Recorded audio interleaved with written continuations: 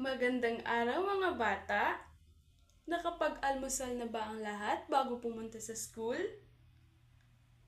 Okay, magaling. Magaling naman kung ganon.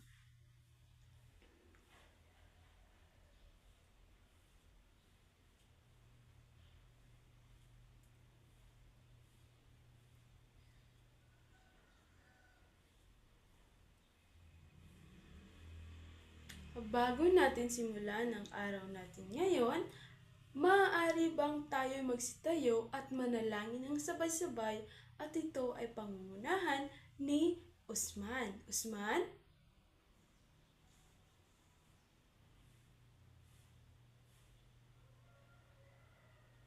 Amin. Maraming salamat mga bata.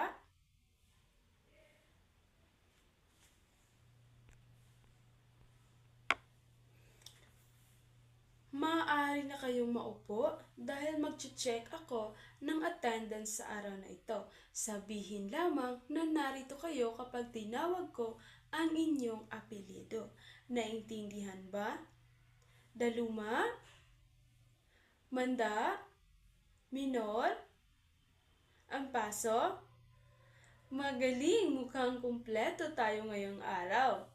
Palakpakan naman natin ang ating mga sarili. 1, 2, 3. Very good. Bago tayo tuluyang magsimula, pulutin ang mga papel na nasa ilalim ng inyong upuan at itapon sa basurahan para tayo ganahan sa klase. At pagkatapos ay umupo tayo ng maayos. Tapos na ba? Magaling! Kung sa gayon ay hayaan ninyo akong ipaalala sa klase ang ating mga alituntunin. Maliwanag? Ano nga ba ang ating mga alituntunin sa klase? Naila, maaari mo bang basahin o sabihin sa klase kung ano ang mga ito? Magaling! Tama ang lahat ng sinabi nyo na dapat makinig ng mabuti kay teacher habang nagsasalita sa harapan.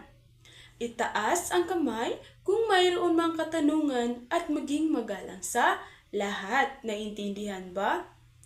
Naway mai-apply natin ito sa ating klase.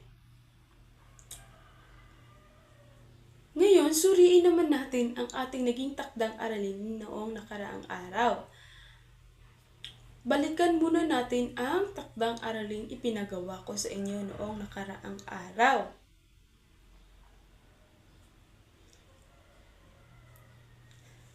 Tapos na ba? Okay, magaling. Good. Magandang araw muli, klase. Bago tayo magpatuloy sa araling ito, balikan muna natin ang napag-aralan natin kung ano ang pamayanan. Naaalala ba ninyo kung ano ang ibig sabihin ng pamayanan? Okay, magaling naman. Ngayon, para sa ating motibasyon, meron akong ipapakitang 4 na larawan. Ito ay ang munisipyo, paaralan, health center at pulisya. Tignan ninyong mabuti ang mga larawang ito. Ngayon, sagutin ninyo ako. Ano ang napapansin ninyo sa mga larawang ito? Magaling! Lahat ng ito ay bahagi ng pamahalaan. Pero, bakit nga ba kailangan natin ng pamahalaan? Yan ang aalamin natin ngayong araw. Pero bago yan, alamin muna natin ang ating layunin sa araling ito.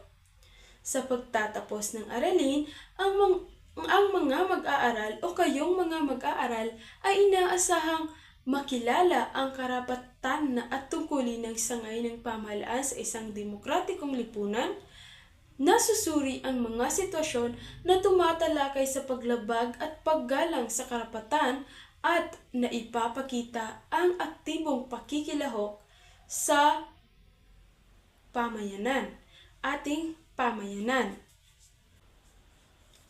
Ang pamahalaan ay isang grupo ng mga taong nagpapatakbo at nagsasaayos sa ating komunidad at bansa. Merong 3 mahalagang ginagawa ang pamahalaan.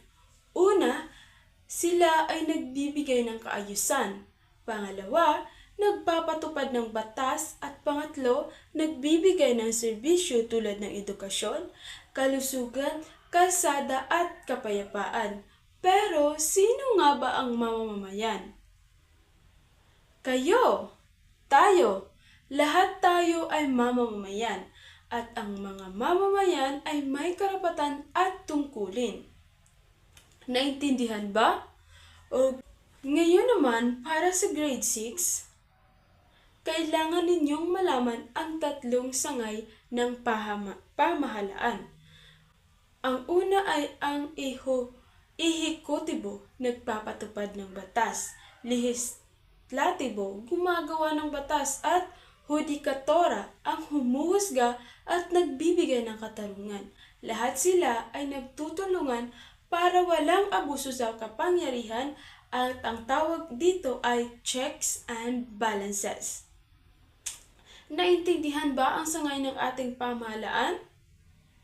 Okay, very good.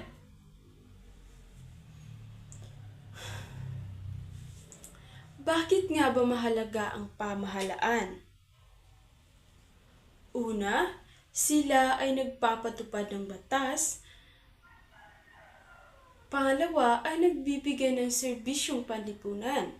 Pangatlo, nagpapanatili sila ng kapayapaan. Pang-apat ay nagsasaay sila ng komunidad. At panglima ay sila ay nagtatanggol sa ating pamahalaan, sa ating komunidad at sa ating bansa.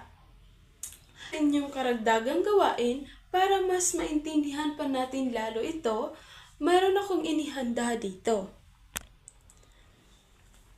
na aktibidad kung saan kayo ay gagawa ng poster making na ang tema ay